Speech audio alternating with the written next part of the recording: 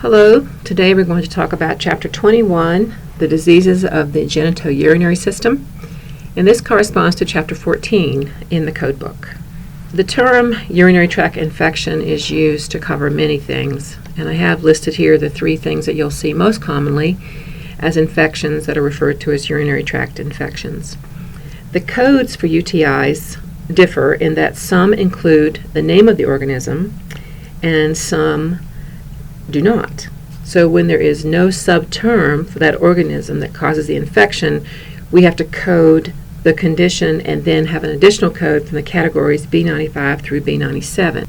Here's the first exercise we will look at, exercise 21.1, number 1. This particular diagnostic statement has the infecting organism as part of. We're going to look at three exercises that look at different ways you would code a urinary tract infection or anything that has to do with the urinary system that has the infective organism as part of the diagnostic statement. The first one, exercise 21.1, number 1, is a urethral stricture due to the gonorrheal infection. And here's an example where you do have the code including the infecting organism. And here's your pathway. And I have just a word of caution there to be careful when you're choosing your subterms, ureter and urethra and urinary. You really have to be careful that you're reading those terms correctly, and there's many indentation levels under these terms because it's such a large system. So be sure you are following your indentations carefully. Exercise 21.1, number 2, you have the group B strep, but it is not included in your code description, so you pretty easily find the abscess of the scrotum. And then when you start looking for that additional code, you're going to start with the main term streptococcus in this case. And also notice that you can code just to streptococcus, or you can code more specifically to streptococcus group B, so be sure you're following that carefully. And this one, number 3, is a little bit more challenging in that you cannot find the main term Helicobacter. You would have to start with infection. So you'll just learn as a coder the different ways you're going to find codes. Sometimes it's not as explicit as it is other times. But you can remember that when you're coding that additional code, when you have an infection, no matter which body system you're talking about, it's in the B95 through B97 category. So if you're finding a code that, say, it's an A code, you know that's not right because it needs to be in that B95 through B97 category to be cause of an infection classified elsewhere. This exercise, number 5, I've included because of the different ways you have to find the manilia. Manilia and candidiasis are used interchangeably. You'll see both in the literature or in the medical record. And I would recommend that you look at the B37 category in the code book and look at all the different infections in the body that can be caused by candidiasis. For women, it's very common to have a yeast infection, a vaginal yeast infection, but you can have yeast infections anywhere in the body. So that's why that B37 category might be a good one for you to look at. I have the pathway here on the right that you can find how I eventually got to this code. There's a lot of steps involved when it's not very explicit which way you're going to start, so you just start looking and follow your see also or see this or see that until you finally get to the code that you need. And here is an example of a urinary tract infection due to the candidiasis, and you actually it refers you to candidiasis. When you go there, though, you find that there is no subterm for a urinary tract infection. The closest is the urogenital site. So that's the code that I chose. Hematuria is something that is integral to any urinary tract infection. Sometimes the blood is microscopic, meaning you can only see it with a microscope. Sometimes you can see it with the naked eye, and that's when it's what's called a gross hematuria, like if the urine is red because it's so bloody.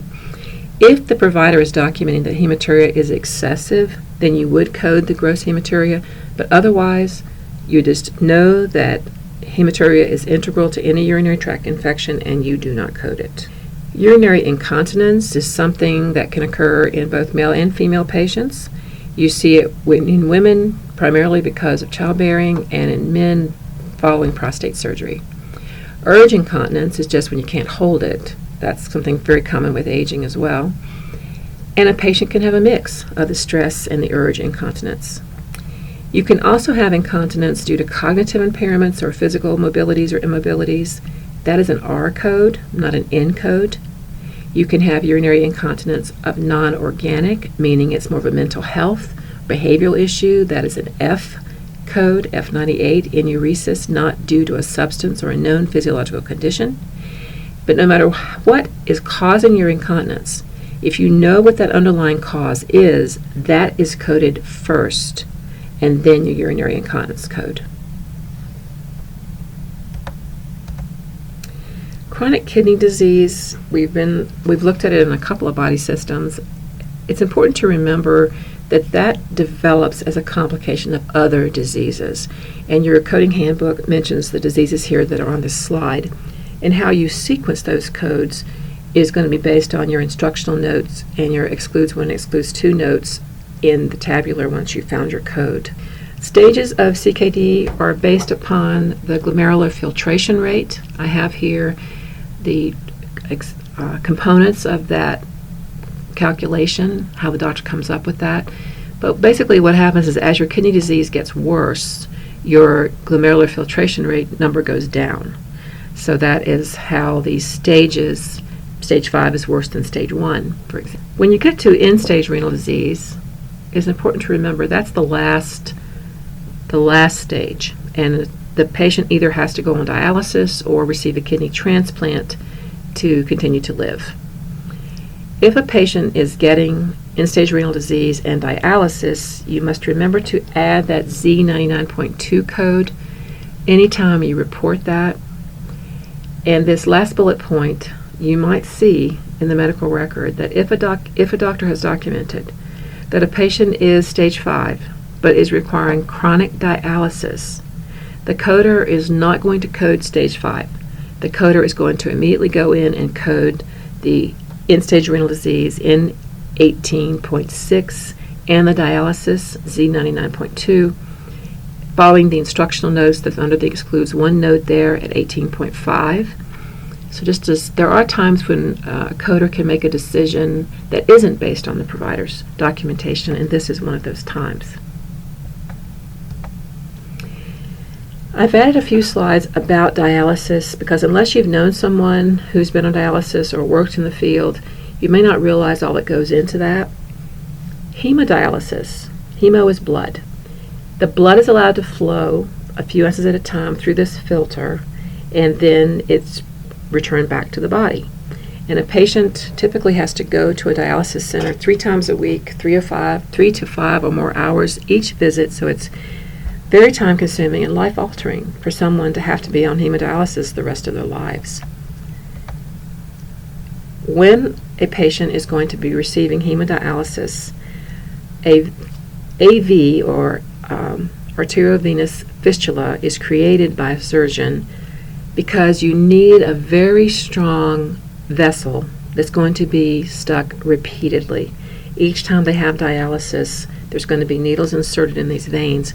So unless you have really made a stronger than normal vein, it's not going to withstand all those sticks. It typically requires 2 to 3 months for that fistula to develop. So a patient may have to wait until that's developed before they can actually start the dialysis. So it's something that it's just part of it to have to get the fistula, and it is obviously probably not a very comfortable thing for someone who has to undergo dialysis.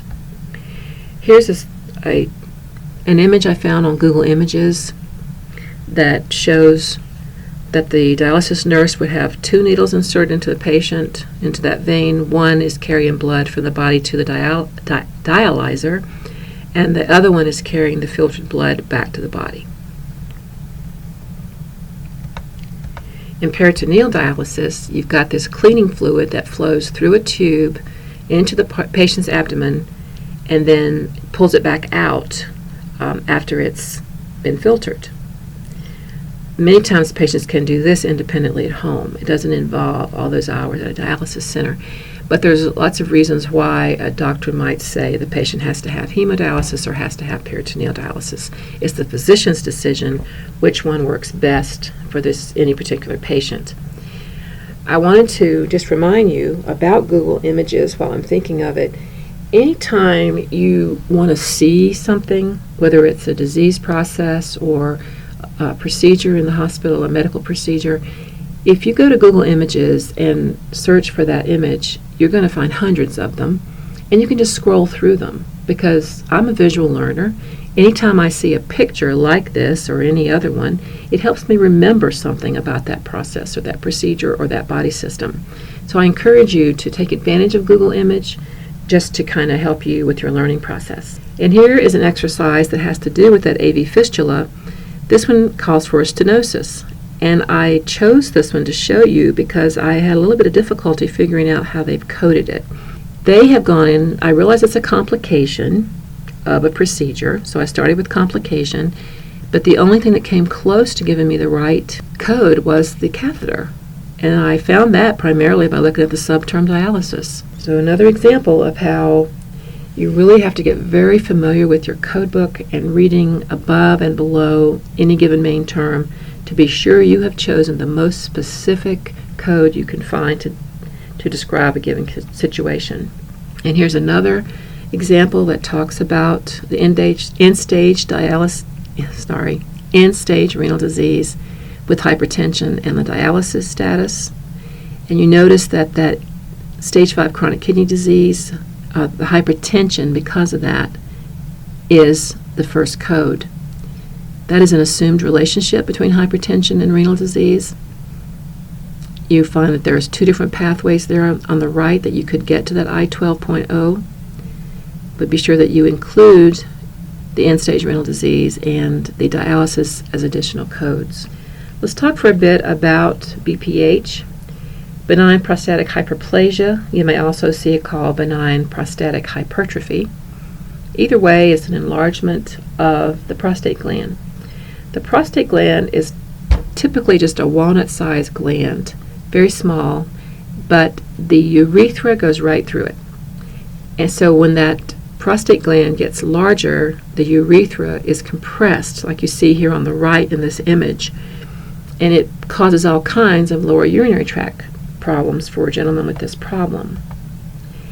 When you're coding BPH, you're going to see it without LUTS, or lower urinary tract symptoms, that's N40.0, or with LUTS, N40.1.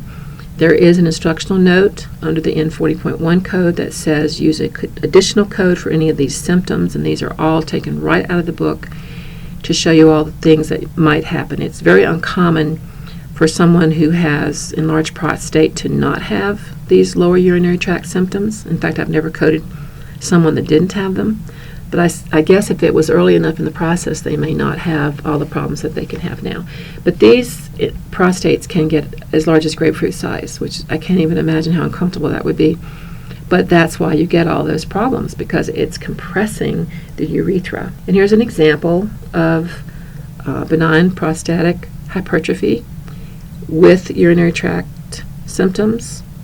And we follow our instructional note to use additional code with an urinary obstruction. As with all of our PowerPoints, remember that I'm only doing some of the questions and some of the guidelines. Any exam question can relate to all the guidelines. And be sure you follow your assignment schedule. Please post any questions in the discussion board, quoting from me the path that you used to try to answer a question. And I like when you do that, because that way all of us can look at the discussion and the conversation back and forth to be sure we all continue to learn. Thank you so much. Have a good week.